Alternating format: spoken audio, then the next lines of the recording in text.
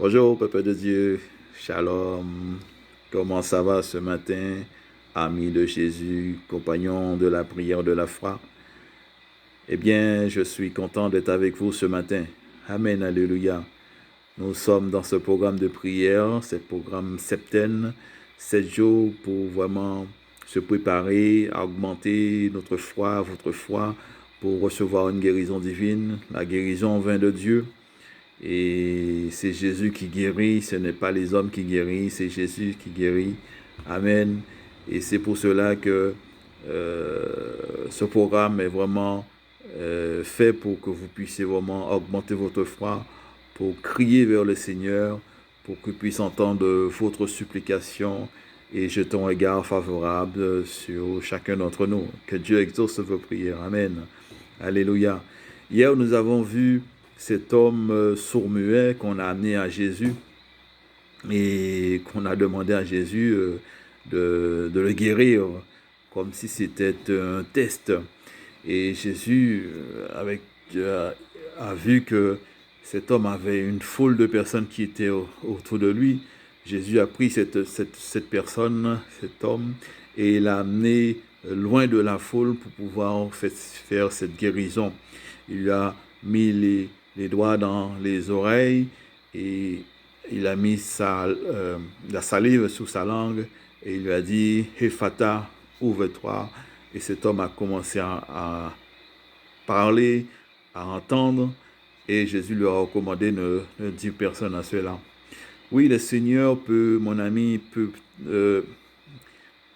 te prendre et te transporter au large parce que là où tu es, il y a des personnes qui sont néfastes pour toi, pour que tu puisses recevoir ta guérison divine. Il se peut qu'il y ait des personnes qui sont néfastes dans le sens que ils ne t'encouragent pas à pouvoir faire une démarche vraiment pour augmenter ta foi.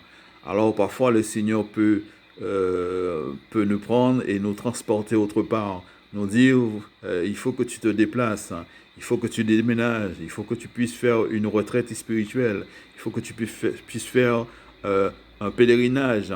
Parfois nous avons besoin de cela. Parfois c'est l'ambiance, les mauvaises paroles, les paroles négatives qui font que certaines personnes qui ne sont pas encore très fortes spirituellement, eh bien, il y a d'autres personnes qui peuvent casser leur foi. Et cela n'est pas une bonne chose. Alors, quand le Seigneur te dit, il faut que tu te déplaces pour recevoir ta guérison, mon ami, il faut obéir à la parole de Dieu. Il faut obéir à la voix du Seigneur qui te parle. Amen. Alléluia. Eh bien, mes amis, aujourd'hui, nous sommes au 3e jour, Jésus guérit les mains. Les mains sont très importantes pour toute personne, tout homme, toute femme dans la vie. C'est avec les mains qu'on reçoit, avec les mains qu'on donne, avec les mains qu'on bénit, avec les mains. Les mains, c'est vraiment indispensable. Alors, avoir un problème dans les mains, c'est quand même un gros handicap. Et cet homme-là, qui se trouvait dans la synagogue, cet homme était dans la synagogue et Jésus entra aussi dans la synagogue. Et il trouve cet homme-là. Alors les pharisiens ont voulu accuser Jésus de blasphème et ils lui ont demandé, est-il permis de faire une guérison le jour du sabbat? C'est ce que nous allons voir aujourd'hui, ce passage de l'évangile qui se trouve dans l'évangile de Saint Matthieu, chapitre 12, les versets 9 à 13. 9 à 13. Matthieu, chapitre 12, versets 9 à 13, que nous allons lire ensemble. Amen. Que Dieu vous bénisse. Étant parti de là, Jésus entra dans la synagogue. Et voici, il s'y trouvait un homme qui avait la main sèche. Ils demandèrent à Jésus, est-il permis de faire une guérison les jours de sabbat? C'était afin de pouvoir l'accuser. Il leur répondit, Lequel d'entre vous, s'il n'a qu'une brebis et qu'elle tombe dans une fosse, le jour du sabbat, ne la saisira pour l'en retirer? Combien un homme ne vaut-il pas plus qu'une brebis? Il est donc permis de faire du bien les jours de sabbat. Alors il dit à l'homme, étends ta main. Et il l'étendit, et elle devint saine comme l'autre. Parole du Seigneur. Nous rendons grâce à Dieu pour cette belle parole ce matin. Alléluia. Alors Jésus entra dans la synagogue et c'était le jour pour cet homme. Cet homme, il est vraisemblablement, il avait l'habitude de se trouver dans la synagogue. Mais ce jour-là, Jésus est entré dans la synagogue, Jésus l'a trouvé là. Il n'a rien demandé à Jésus. Ce sont les pharisiens qui ont commencé à questionner Jésus. Est-il permis de faire une guérison le jour du sabbat? Alors Jésus réplique, les contre-attaque en leur disant, en leur montrant leur péché, en leur disant que, soi-disant, vous dites que le jour du sabbat, on ne fait rien, mais si votre brebis tombe dans une fosse, eh bien, vous allez la retirer. En fait, les pharisiens, ils montraient une apparence publique de piété, mais en vérité, dans le secret, ils ne respectaient pas ces choses. Le cœur n'était pas là-dedans. Alors, Jésus leur dit, il est donc permis de faire du bien le jour du sabbat. Alors, il dit à l'homme, étends ta main.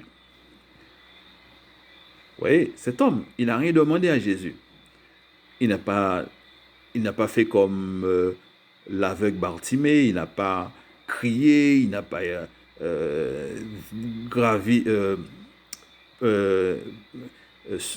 surmonté des obstacles. Hein. Non, il n'a rien demandé, hein, cet homme. Mais Jésus lui dit, étends ta main. Il obéit. Il a foi. Il y a une parole qui a été prononcée par Jésus. Il croit cette parole. Il étend sa main. Et sa main devient saine. Amen. Alléluia. La main, elle est très importante pour cet homme, pour nous, pour chacun d'entre nous.